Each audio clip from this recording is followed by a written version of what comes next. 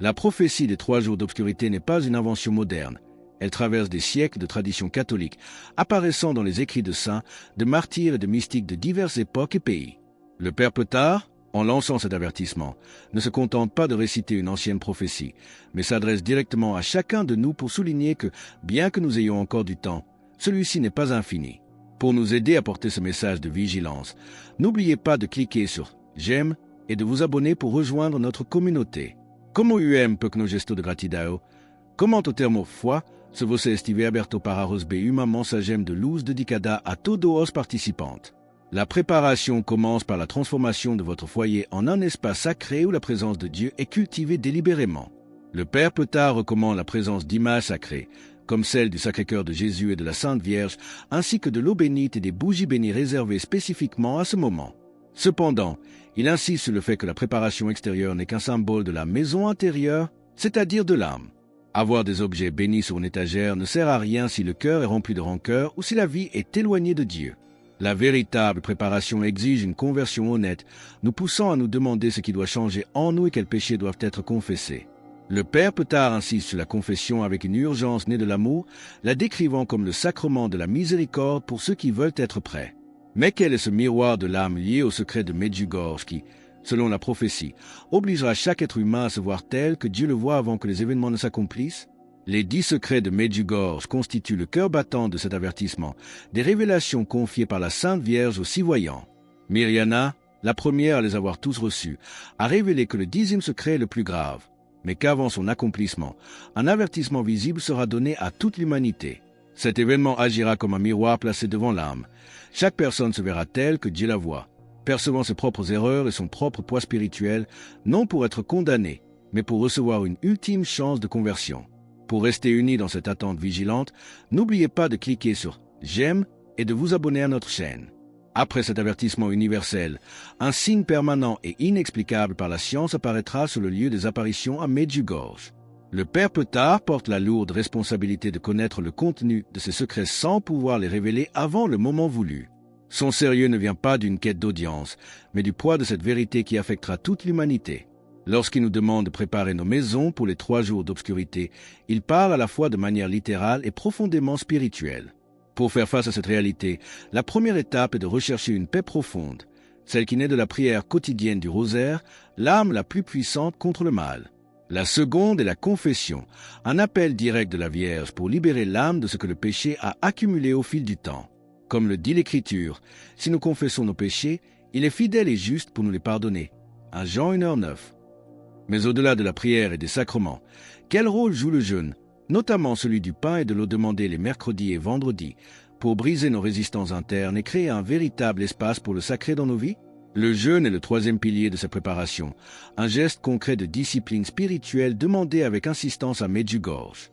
En jeûnant au pain et à l'eau les mercredis et vendredis, nous signifions à notre corps qui n'est pas le seul maître et que nos besoins spirituels priment sur nos désirs matériels. Cet acte n'est pas une punition, mais un moyen puissant de briser les résistances de l'âme et de libérer l'esprit de sa dépendance au confort. Pour nous aider à diffuser ces conseils de sagesse, n'oubliez pas de cliquer sur « J'aime » et de vous abonner pour rejoindre notre communauté. La 4e étape, sans doute la plus exigeante, est la réconciliation. Porteur une rancœur pendant des années est une forme de prison qui empêche l'âme de respirer et de s'élever. La Vierge souligne que le pardon possède un poids cosmique. Pardonner, ce n'est pas seulement libérer l'autre, c'est surtout se libérer soi-même pour marcher vers la lumière. Comme le dit l'Évangile, car si vous pardonnez aux hommes leurs offenses, votre Père Céleste vous pardonnera aussi. Matthieu 6h14. C'est ici que la prophétie des 3 jours d'obscurité prend tout son sens spirituel. Elle représente le face-à-face final entre la grâce et le péché. Les récits des saints décrivent une obscurité qui n'est pas seulement l'absence de soleil, mais une manifestation du mal où des voies et des tentations tenteront de vous faire sortir de votre foyer. Le Padre Pio lui-même était explicite. Ne répondez à aucune voix, même familière, et restez en prière derrière vos portes closes. Cet avertissement est fait pour que vous ne soyez pas pris au dépourvu. Ceux qui auront construit leur armure spirituelle à travers la prière et le jeûne n'auront pas de crainte. Mais pourquoi le Père Petard met-il un accent si particulier sur le danger des voyages et de la dispersion géographique durant les périodes de haute tension spirituelle? Le Père Petard souligne avec insistance l'importance de l'enracinement spirituel, mettant en garde contre les voyages et la dispersion durant les périodes de grande instabilité. Il ne s'agit pas d'interdire le mouvement, mais de comprendre qu'il y a des moments où Dieu nous appelle à demeurer chez nous, au sein de notre famille et de notre communauté, pour cultiver la prière. Une âme en mouvement constant, toujours exposée à de nouveaux environnements, est spirituellement plus vulnérable qu'une âme solidement ancrée dans sa foi et son foyer. Pour nous aider à rester unis dans cette force intérieure, n'oubliez pas de cliquer sur « J'aime » et de vous abonner pour rejoindre notre communauté. La paix véritable ne se trouve pas dans les aéroports ou les destinations de vacances, mais dans le silence où Dieu réside. Le Père Petard nous rappelle que la préparation n'est pas un bouton sur lequel on appuie à la dernière minute, mais un style de vie fait de petits choix quotidiens. C'est la somme de vos prières malgré la fatigue, de vos confessions malgré vos réticences et de vos pardons malgré la douleur qui construit une armure invisible autour de votre âme. La peur est une réaction humaine légitime face à de telles révélations, mais le ciel nous demande de lui confier ses angoisses plutôt que de les porter seuls. Comme la Sainte Vierge l'a dit à Medjugorje, Satan veut nous faire douter, mais l'amour de Dieu est sans mesure. La mère qui avertit le fait par amour, car l'amour ne peut être complice de ce qui détruit. Dans ce contexte de transformation mondiale sans précédent et de confusion des valeurs, quel est ce chemin spirituel spécifique qui permet de remettre Dieu au centre pour que tout le reste s'organise autour de lui? Faire face à la réalité la plus profonde de notre existence n'est pas une forme d'évasion, mais un acte de courage nécessaire pour affronter le monde avec les yeux ouverts et la main de Dieu dans la nôtre. Le Père Petard n'annonce pas une apocalypse sans issue, mais une période de transition qui, pour ceux qui sont préparés, sera vécue avec la certitude de la victoire finale du bien. Cette victoire n'est pas un concept abstrait, c'est le triomphe personnel de votre âme sur la peur et de votre cœur sur la rancœur. Pour ne manquer aucun de ces messages de force, pensez à cliquer sur « J'aime » et à vous abonner pour rejoindre notre communauté. Il est essentiel de comprendre que l'obscurité n'est pas le dernier mot de l'histoire. Après l'épreuve vient la lumière, et après l'hiver le plus long, le printemps le plus radieux. La Vierge a promis que son cœur immaculé triompherait, et vous êtes invités à être un participant actif de ce triomphe. Cela commence par un « oui » sincère et profond, prononcé malgré toutes les fragilités humaines. Comme l'indique l'Écriture, « Ma grâce te suffit, car ma puissance s'accomplit dans la faiblesse. » 2 Corinthiens 12h9. Pensez à ce que vous portez aujourd'hui et que vous devriez remettre à Dieu. Pensez à l'impact invisible de votre spiritualité sur vos enfants et vos petits-enfants. La prière d'une mère ou le chapelet d'une âme simple ont un poids immense dans le monde spirituel, soutenant souvent ceux qui nous entourent sans même qu'ils le sachent. Votre foi, même imparfaite, a le pouvoir de transformer des situations qui semblent sans issue. Mais comment s'assurer que ce sentiment de grâce ne s'évapore pas après avoir visionné cette vidéo? Et quels sont les engagements concrets pour que votre maison devienne un véritable bastion spirituel dès ce soir? L'engagement spirituel ne peut pas être un événement isolé. Il doit devenir un véritable style de vie. Le Père Petard a consacré des décennies au message de Medjugorje car il croit fermement que votre âme importe plus que n'importe quel aspect de votre vie terrestre. Après avoir entendu cet avertissement, il est crucial de ne pas simplement reprendre le cours normal de vos activités comme si de rien n'était. Pour rester en contact avec ces enseignements vitaux, n'oubliez pas de cliquer sur « J'aime » et de vous abonner pour rejoindre notre communauté. Chaque petite décision compte.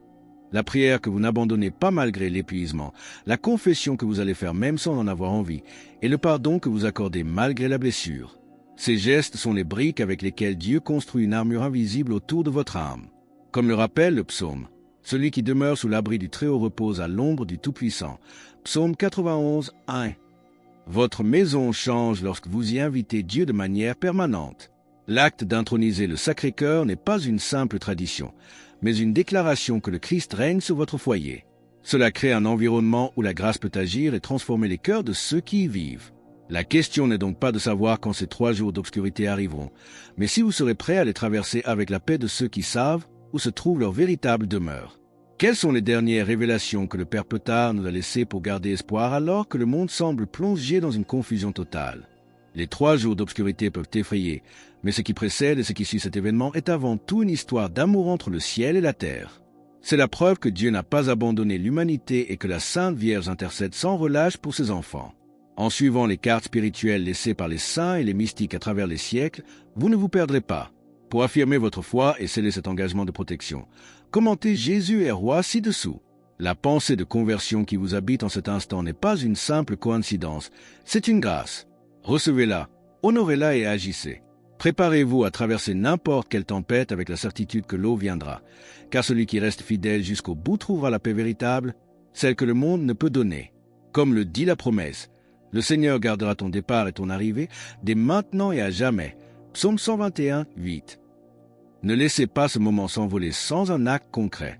Cliquez maintenant sur la vidéo qui s'affiche sur votre écran pour continuer à approfondir les révélations de Medjugorje et comprendre ce que les prophéties de notre temps disent pour votre vie. Revenez à la prière, revenez au sacrement et retournez vers la maison du Père avec la confiance de ceux qui sont aimés inconditionnellement.